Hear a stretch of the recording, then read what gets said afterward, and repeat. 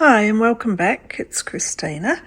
This is an update on my large piece before I start working on the second small piece, and I'm gradually getting the pins out, and I've been doing sort of a range of invisible stitch and an overcast stitch.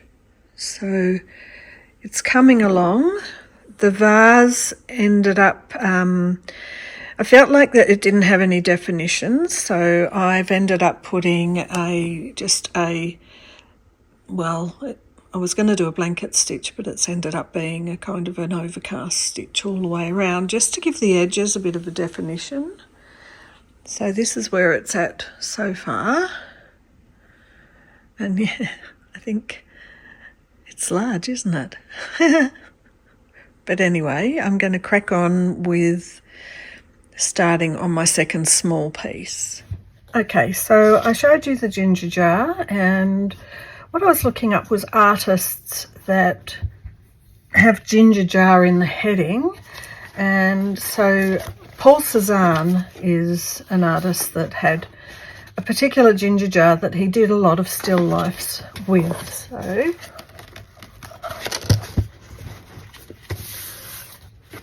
So this is Paul Cézanne's ginger jar, and this is the first photo that I've taken off the internet to put in my sketchy book. And this one's called Still Life with a Ginger Jar and Eggplants, and it was done in 1895. So Cézanne was born in 1839 and died in 1906. So this is the era that I've been looking at. What I liked about this particular picture, as opposed to these brights and these sultry hot sort of colours, very outback Australia, well it's probably Sydney, but you know what I mean. This is very sort of moody and European, and the darkish sort of colours of maybe of autumn or winter. And so I was quite taken by the fact that it's a completely different colour palette to the Grace Cossington Smith colour palette. So even though I thought when I started I was going to do it all in maybe the same all the way through, I decided when I found this photo that possibly every single one's going to be different. I probably have said that on my last video, I can't remember. This is the only one of Cézanne's with a ginger jar in that has that similar sort of heated yellows and orange and rusty colours. But here's a couple of examples of his ginger jar in a still life. He's got many more, but these are the ones I picked out. So these are all 1887 to 88. This one was 1880 to 1890, so bigger one he was working on. So his flowers.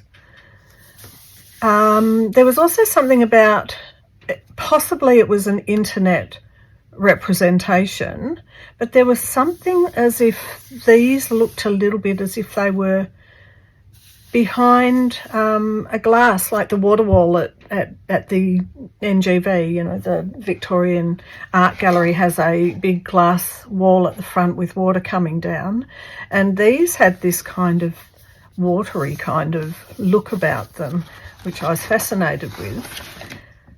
And this is a vase of tulips. I've covered it over, but I really only wanted to have the tulips. So when I was working on a design for my backing piece, sketching, this is the A4 size that I drew it at, and this is the printout at half size. So I've got my batting and my sheet, again similar, but I'll just tell you about the composition. So what I did was 2 ginger jars, but this flower arrangement here, I've taken the shape around here. So I haven't used the flowers, I haven't copied. I've only basically got this shape for this one, and this shape for this one, and then copied the actual silhouette. Then what I've done is taken the tulips and copied the silhouette of those laying down on the table as a still life. So this is a whole new ball game, and I'm quite fascinated to start it. I haven't picked out any of the material yet, but I've got a few of these photocopies to get the shape started.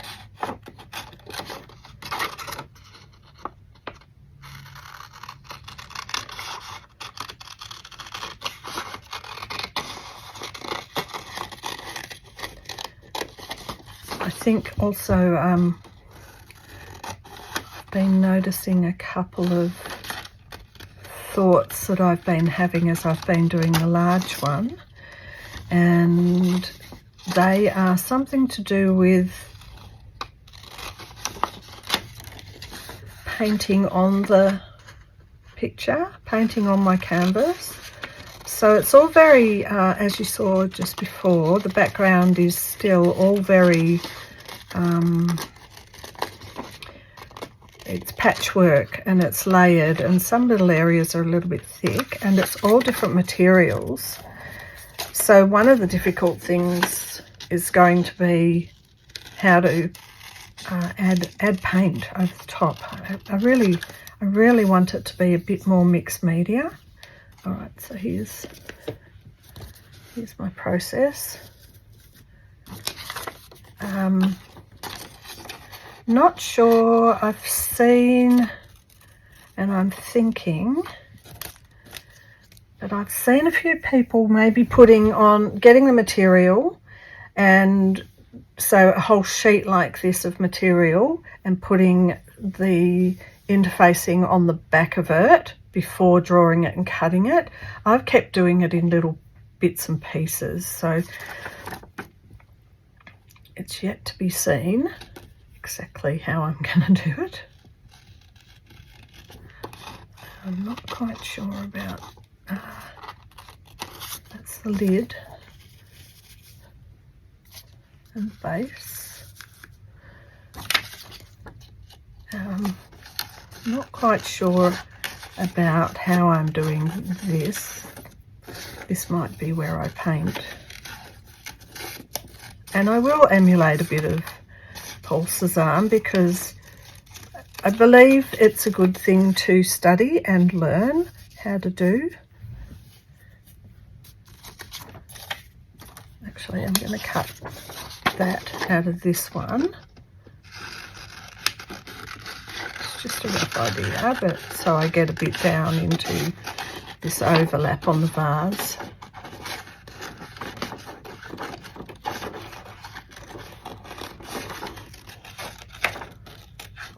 Rather than that one.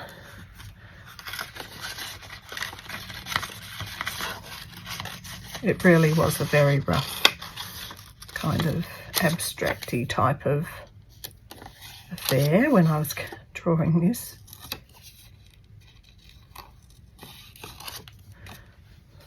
There, that's got that overlap there. Now the tulips.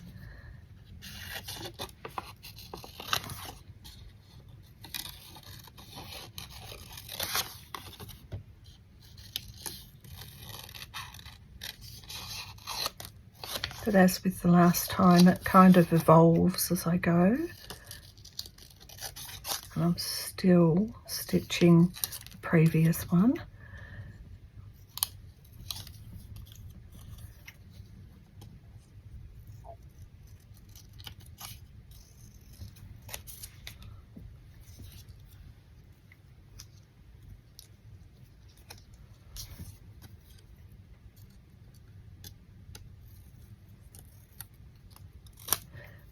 This is really a rough guide. I really think I would actually like to have a go. I mean, I wanted to with the last one, but having a paint, I know every time I say it, I start with all good intentions, but I don't know,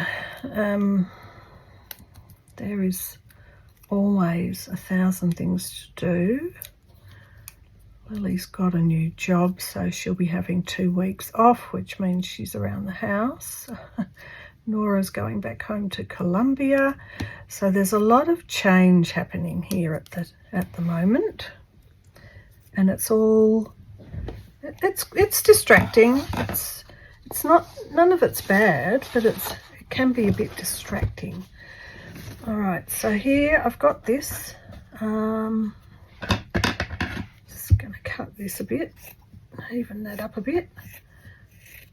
I've been thinking a little about the end results of these and how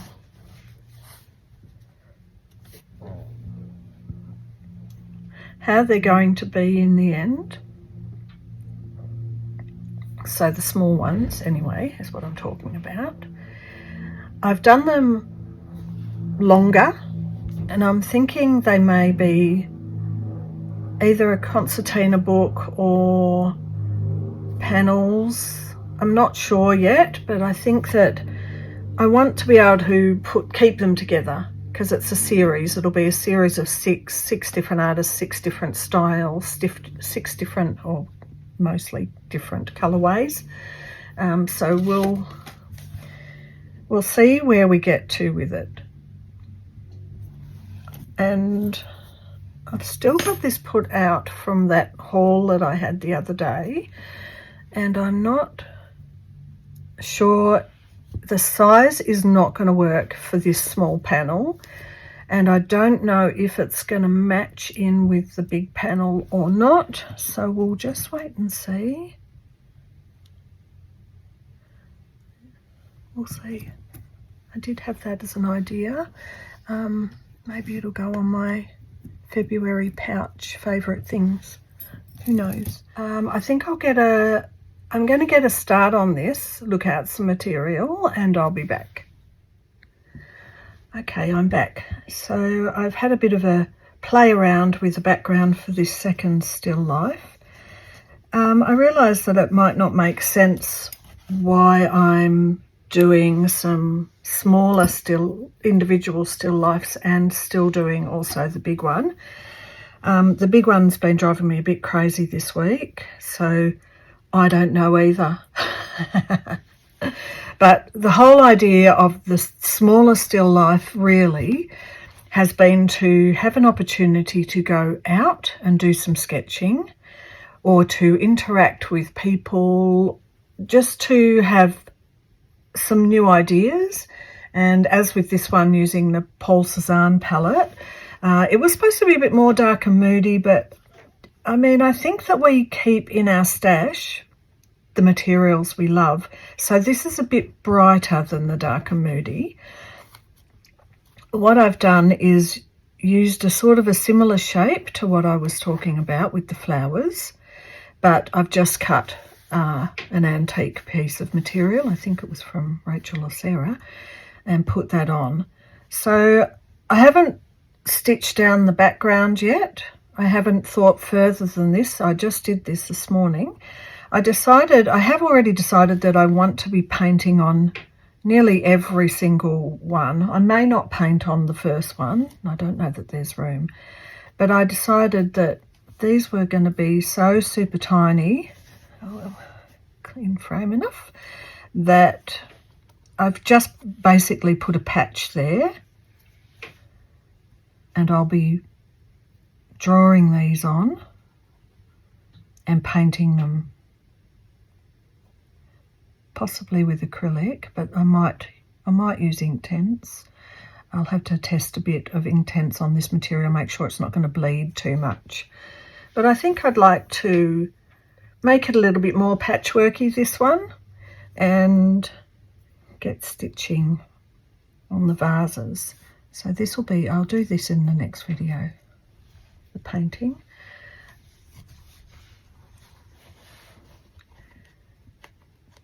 So as with all of these, they're a work in progress. Learning as I go, finding out things, discovering things. can start bits and pieces and then go, oh, I'm not sure if I like that. And then I usually drop it, leave it for a few days, and then I come back to it. But I know I want a bit more embroidery on some of the vases. I didn't embroider the larger vase on the larger piece.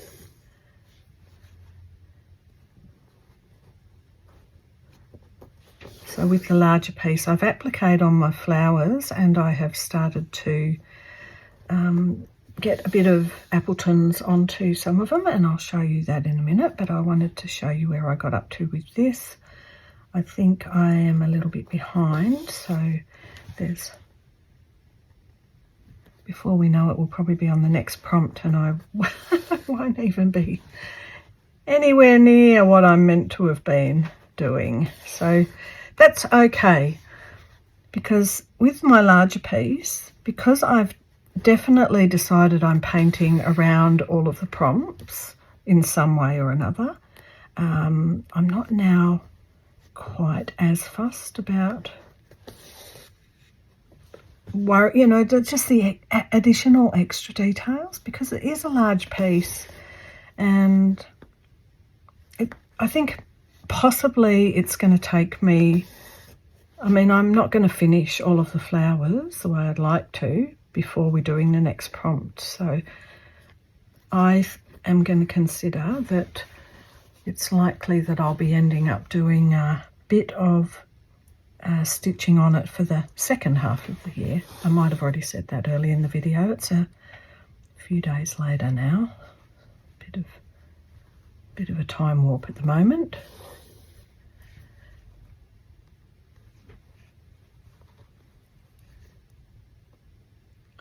I lost a bit of time because Lily and I are going to see the new Captain America, and we're both a bit like this. We have to watch all the backstory stuff, even though we've seen it all before.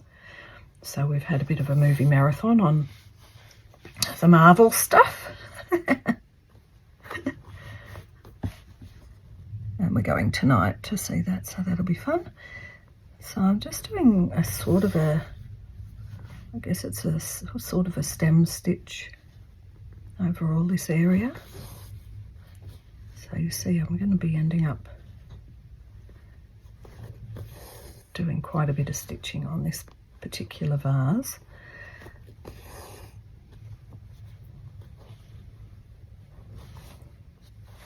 I'm using the Ginny Thompson flower thread in number 575, which I love. I haven't quite worked out the edging or what type, because it was a pet sitting lady that I've only just met. Her name is Jutta. I will probably put on here some words up here or down here, like I did with the first one. Probably write Jutta lent me her ginger jar or something like that. So let me just show you the finished product of this. I still haven't put anything on this back chair, but I actually think I'm going to leave it. In the end, the salt and the pepper I was happy with, but I've ended up putting a few lines along the little sugar bowl. I just felt that these items were getting a little bit lost in this very patterned background, and it's meant I can leave the pattern background as it is rather than come in with more stitch work.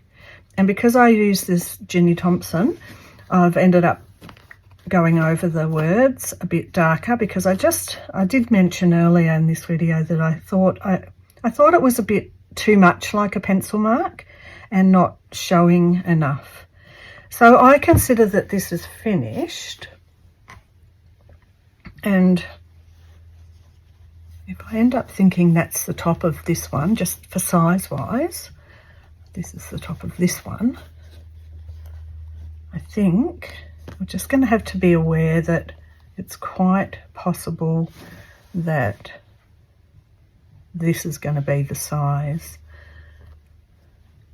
If I'm finding that I've been a bit wonky with these and they're just a little bit, I mean, it doesn't matter the length, because often my still life is sort of in the middle, but if the width isn't quite right, I will just add a strip of something. So that's where I'm up to with those, and I just want to show you as best I can this vase. So I did show you the vase, and one thing I've decided, I'm not happy that I can see this tablecloth through the material, so I've decided to cut this bit off and stick in some wadding or just something a bit thicker, like, you know, something that will make that look more opaque rather than transparent. Because I think if it was going to be transparent and you could see a bit of the tablecloth through it, you would also see all of the greenery, and that is not happening. So that's one thing I've got to do. Another thing I've got to do. But I've got all of the flowers stitched down. So watching other people work, I've thought that really this is just my base. This is my base stitched down, and now it's time to come and work on this. So some of the leaves have got Appletons because it's become very tatty, and I don't mind it so much, but getting the Appletons on has helped me to just define some of these little areas. And where else? Because some of these thinner ones they broke, even though I did put the interfacing on behind to help me keep the edges from going too rough. Some of them, when they were a long thin line, they didn't last as long as they could have. And that's right, I've just sort of couched. So I've only just started with the green Appletons, and the only other thing I've done is on these forget-me-nots, I've got bright blue and gone over them, which made me realise it's just very, very hard to work. I did put on one of the white frames like Sarah and Rachel are using. It was quite hard to get it over the hessian, and then because the edges are still flopping over, I just decided it was actually really too hard to do. So this project, well, I just think I'm going to keep working on it, but I just can't promise that this particular large one is going to, it's just hours and hours and hours of work, which I found at the moment my hands are not great. So it's just one of those, sometimes they're okay, sometimes I'm a bit more inflamed and so they're in more pain. So it's just one of those things I've got to keep working on and choose my time wisely if I want to do a whole day of stitching or a day and a night of stitching, which this requires days and days and days and nights and nights and nights. So I love it, and I think it's wonderful, and I will keep working on it, but I can't promise it's going to be showing up all the time. The smaller ones are much, much easier for me to deal with at the moment. So here we go. And like I say, I am thinking of painting over this background later down the track. Gesso, maybe some mixed colours in with the gesso. We'll see. I like the idea of them being a bit more multimedia, I guess. When we're adding thread to these, we're making them much more textural.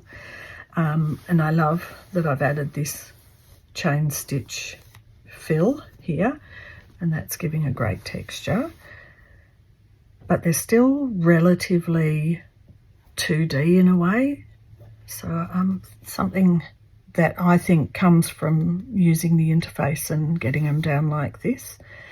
That's okay, I don't mind. It's still always a learning process, and that's perfectly fine. So there you go. And this one will become more 3D because there's lots of little gaps to put things in and put over if I want to cover one particular flower. So we'll see what happens with it. So I hope you've enjoyed this video, and sorry about the bit of a gap with the videos, but been busy. So I will see you in the next one. I hope you're all very well, and bye for now.